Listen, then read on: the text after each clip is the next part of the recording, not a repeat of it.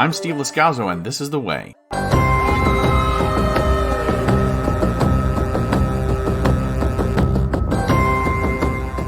Welcome to the February 2024 This is The Way podcast Star Wars News Update. Din Djarin has lost an ally, and Star Wars has lost a good friend. Actor and director Carl Weathers passed away earlier this month in his sleep. He is famous for having an important role in the Rocky movie franchise, but also had memorable parts in Predator, Happy Gilmore, Toy Story 4, the Arrested Development television series, and of course, The Mandalorian. Early in the series, it was Weathers who was lending a little bit of his credibility to the series, not because I think he did a terrific job or he was a terrific actor, mind you, but he was the face that we could associate with the Bounty Hunter Guild on Navarro, and a little bit of his cachet from those earlier roles helped really ground the series, I think, early on, especially since Din Djarin's name had not yet been widely reported, and he was hidden behind that helmet until the last episode of the first season. Yes, Kuiil had a big role in helping us get into the series, but I would say Greef Karga was really the first enemy that we faced, even more so than the Client or the unseen at that point Moff Gideon. Carl Weathers really kind of, for those first 3 episodes, he was one of the main characters alongside Din Djarin. Weathers was able to portray this redemption arc for Greef Karga, and he became important to the plot of the show, especially in the 3rd season. He was the High Magistrate, remember? And, acting wasn't all he did for The Mandalorian. He had a hand in directing episodes of the 2nd and 3rd seasons. His character will be missed. And now a second character is going to have to be avoided in the story since Cara Dune went missing after season 1. And now Greef Karga won't be available moving forward. Everything's going to be all right, kid. That's not all the news for the month. It's time to update you on Star Wars news since the last news update podcast. I just mentioned Cara Dune moments ago. Gina Carano is taking Elon Musk up on an X offer for legal aid to sue Disney for wrongful termination. I don't mind taking a stand here and calling out all the social media tough guys and ladies who gleefully attacked her and mocked both her and the legal team's filing of the case. The characterization, or rather mischaracterization, of Carano as a hate-filled bigot who deserves what she got attracted a lot of attention and commentary. I've already discussed the Disney double standard in past podcasts. I've tweeted about it, or X'd about it, but here it is. Disney can hire and fire who they want. But they did so, and they were honest about why, because she held different values and opinions, not because they just didn't want her to take part. Despite being wrong about the efficacy of mask mandates, Disney ends up firing Carano, but not Pedro Pascal. Not for disobedience, but because, as the mouse put it, her social media posts denigrating people based on their cultural and religious identities are abhorrent and unacceptable, but not his. They both compared people to the Holocaust. Okay, look, she did not. It's the narrative, though, that they help spread. And just like everything else, they don't care what the truth is. It's just what they can repeat. I think it should cost Disney. I think it should cost them a ton. Like a ridiculously ridiculous amount of money. Just to prove, well, it's not going to happen. But I saw people commenting on how part of her suit was to get back to work for that company. But you have to include that. That's what you have to do, and how you have to file it if you want results. You can't just say, give me money. I don't think she actually expects to work for the company again. If she says she's moved on, then there are no damages to speak of. If she's moving on, there's no damages. If she can instead claim, hey, you've ruined my career, in order to win the damages, she'd have to set up her career was damaged.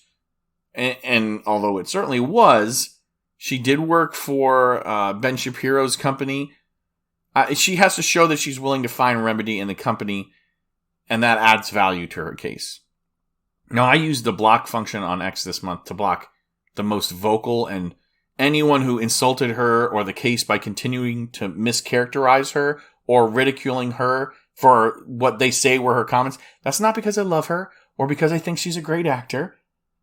There's value to discussion with people of differing views, but those people who I'm blocking and who I really just wish would find a way to exit this planet, those are the ones that are continuing to spread lies when there are verifiable facts. They don't tend to make good conversationalists. They don't really want to talk with you. They just want to shout you down. I don't want to interact with people like that on this podcast's social network. Very well. Okay, moving on. The final season of The Bad Batch is underway. 3 animated episodes became available to stream on Disney Plus on February 21st, with a 4th available on the 28th of February. After the 15 episodes of this season finish streaming, I think that's supposed to be the week of May the 4th, 47 episodes will hopefully wrap up the stories of some of the more recent beloved animated characters. 47 episodes over 3 seasons. Will any of Clone Force 99 have a happy ending and be able to rest? I think we know Tech doesn't have that option, right? We do know that Rex comes back to help the rebellion because of the rebels. He's not really Clone Force 99, though. Well, I just want to remind you, This Is the Way podcast does not do weekly recaps for these animated shows. And we may well wait until the summer to do first and second half season reviews. The cavalry has arrived! Andor's second season has finished filming, according to Diego Luna's February 9th Instagram post. Can you call it filming if it's caught on digital? I don't know if they're actually using film or not. Well, anyway, filming. Stellan Skarsgård heaped praise on Tony Gilroy and says he is very satisfied with the way season 2 comes to a close, and I'm guessing that means his character as well. One other note I noticed on the show is Ben Mendelsohn was asked if he was going to reprise his role as director Orson Krennic from Rogue One, but he says he wasn't even asked to rejoin the Star Wars universe in that capacity for the Andor show. Now remember, Andor, the series, is going to wrap up like almost leading directly into Rogue One, so Krennic was still around. Well, I mean, I guess that makes some sense. The beginning of Rogue One, Galen Erso is captured, but that's years before Jyn and Cassian team up, because Jyn was a little girl at the beginning of the movie, and then an adult at the end. Andor was thought to be scheduled for a 2025 drop. Remember, they're doing like 3-episode arcs for a year at a time, or 4-episode arcs. I don't know if it's 4 or 3-episode arcs, each a year, and it's going to lead up to Rogue One. And it was supposed to start in 2025. But now, with the early February completion of shooting, I think there's a chance it could come in at the end of this year, 2024. Remember, Tony Gilroy once said, like, hey, the big holdup is all of the special effects. And if they rush them, if they think there's value in it to rushing the special effects, they could get it done earlier. So will they or won't they? Well, it's not the next scheduled show to drop. Let's get to it.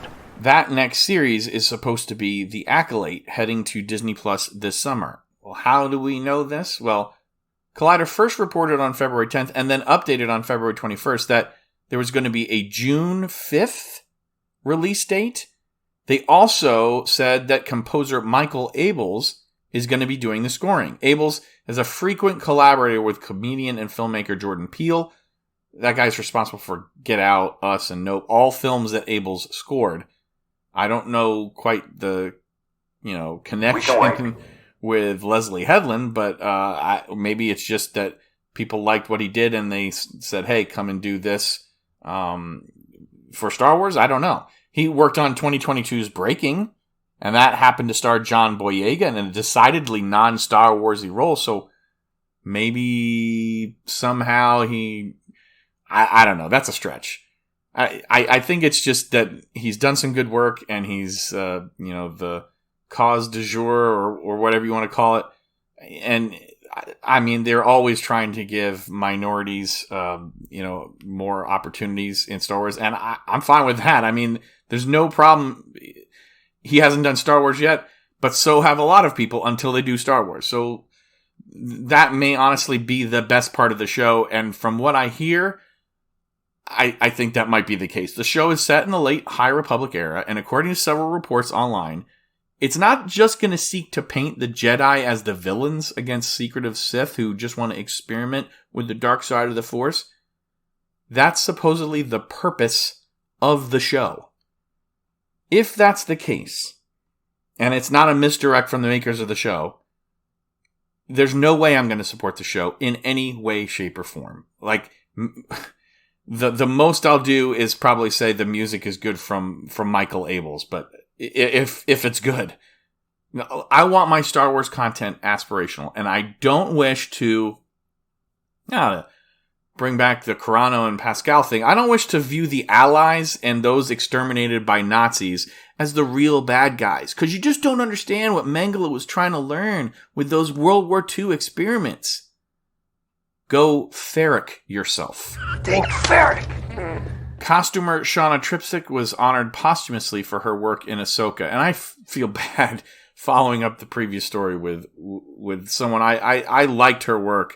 The Costume Designers Guild awarded her for work on Ahsoka, but she was also nominated for work on The Mandalorian previously as well. If you have listened to This Is the Way podcast's coverage of Ahsoka, you know we mentioned her a few times, especially in our coverage of the finale, which came after her passing, which was just after the final episode of the season aired. Tripsick will be eligible also for a posthumous Emmy in the next award cycle. This is the way. This is the way. Star Wars gamers. The epic online gaming universe is welcoming all sorts of Disney-owned intellectual properties, and you guessed it, Star Wars is, of course, one of them. In a social media post, Disney announced a partnership, a $1.5 billion equity stake partnership with Epic Games. They are the creators and distributors of Fortnite and the distributor of Rocket League. StarWarsNews.net mentioned that it hasn't been approved by regulatory bodies around the world. I just cannot imagine Disney making an announcement of this magnitude without having some idea how those regulatory bodies will act. There is a YouTube video available to watch which implies a host of characters and stories are coming out of this partnership and being available across the entire Unreal Engine platform of games. It should be mentioned that's the game engine that was used for games like Star Wars Jedi Survivor, and in the volume for shows like The Mandalorian, and even for Disney Parks rides like Smuggler's Run. But it's Epic, Fortnite. I mean, you're going to see a lot of Star Wars in gaming as a result of this, because it's one of the most popular gaming. It's not a console. I mean, Epic is on PC, but they also are on all the major game, like PS, PlayStations, Xbox, Nintendo Switch even. It's going to be big. This is a huge, huge deal. It's a treasure for the true aficionado. The 2D platform battle game Brawlhalla is adding 2 Star Wars characters. This is a free-to-play. It's kind of like Super Smash Brothers. It's a 2D platform type game. It's available on multiple platforms. The Star Wars collab is going to bring both Obi-Wan Kenobi and Anakin Skywalker to the game with an event starting on March the 20th. So, get ready for your Duel of the Fates. That's a lot less important than the Epic announcement. But, some people don't have Super Smash Brothers, and I don't think any Star Wars characters are in the game. So Brawlhalla might be a nice little chance for you to get to swing sabers against each other. About a week earlier, though, there's going to be another Star Wars game added to console and PC game clients. It's a classic.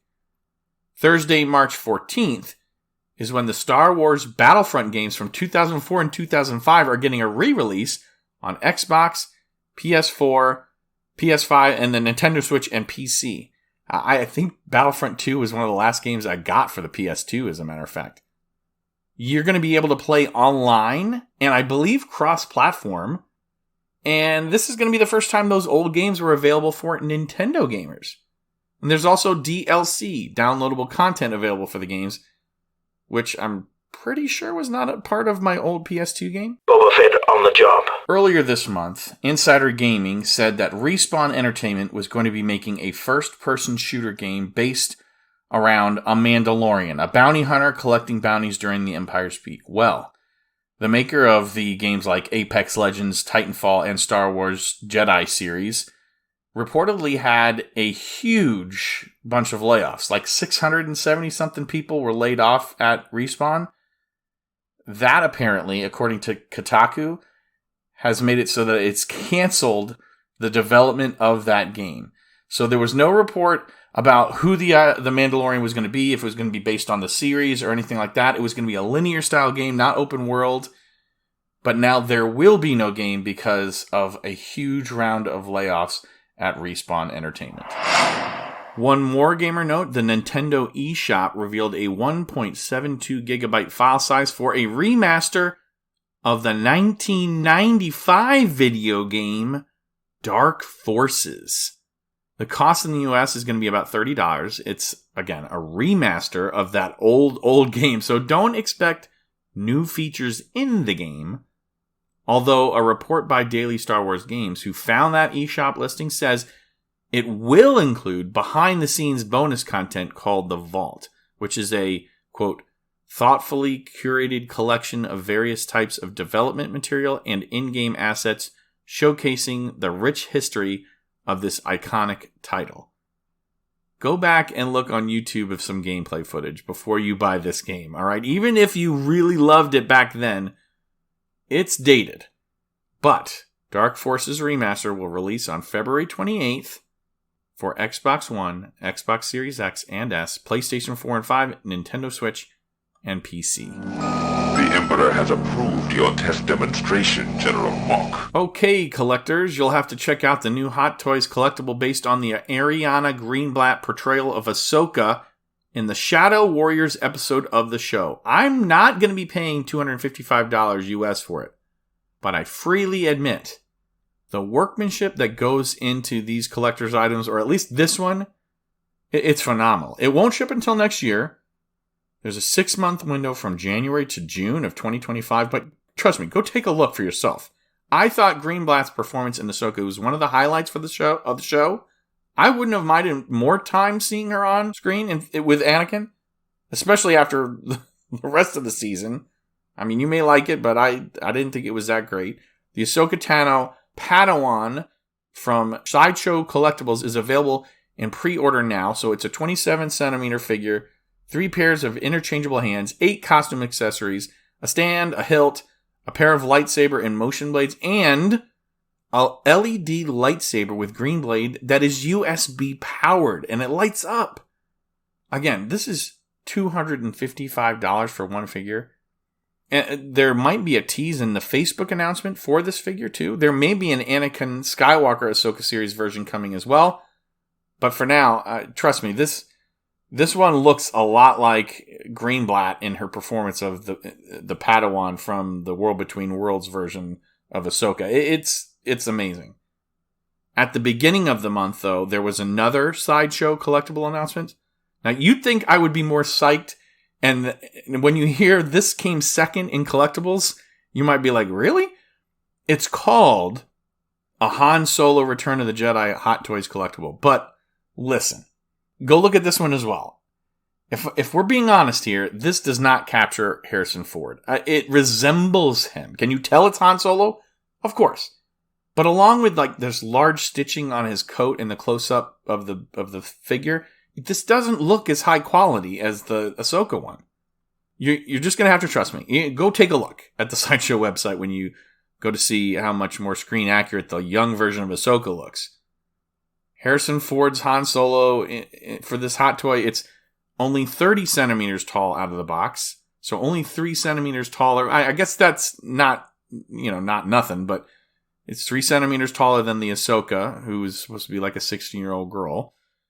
There's 7 interchangeable hands, 2 pairs, 3 different gesture hands, 8 accessories, including his famous pistol, and an environmental display base, which I think is supposed to recall the moon of Endor. It's just like some green plants and brown dirt. Now, look, unless you can't live without this, I recommend passing. But yes, passing on a Han Solo Hot Toys figure from Return of the Jedi. You heard it here first. All right? I'm saying pass, especially with a $290 US price tag, and it's not available until sometime in the first 6 months of 2025. It's a pass. Laugh it up, fuzzball. Hasbro has some new offerings coming, and my favorite might be the Ahsoka show E-Wing, which comes with an astromech port, which reminds me of my old Y-Wing toy from childhood. I don't know what that old one set my parents back, but as much as I'm fond of the E-Wing design and my old Y-Wing, a $99 price point is just too steep. It's available for pre-order now, and it comes with the astromech KE-4N4, Lieutenant Callahan's sidekick on Lothal from the Ahsoka series. Also coming from Hasbro is a droidables version of R5-D4, exclusive to Walmart, and there are several new additions to the Lightsaber Forge line from Hasbro, which is going to include a new Kyber core feature, which is going to let people show off the inner Kyber crystal in the toy. The new lightsaber designs you'll be able to mix and match with other sabers in the set are Baylan Skoll, Sabine Wren, Ahsoka Tano, the Dark Saber, and Darth Vader and Luke Skywalker. So yes, of course I saved the best for last. The Hasbro Vintage Collection is getting a bundle package with droid companions from the Clone Wars finale. That was a few years ago, but Ahsoka's going to come in that plastic bubble pack with 3 droids that helped her escape Order 66 in the show. Those are R7A7, CH33P, cheap, and RGG1. This is an Amazon exclusive 3 3/4 inch scale set, which is going to set you back around $70 US if you purchase.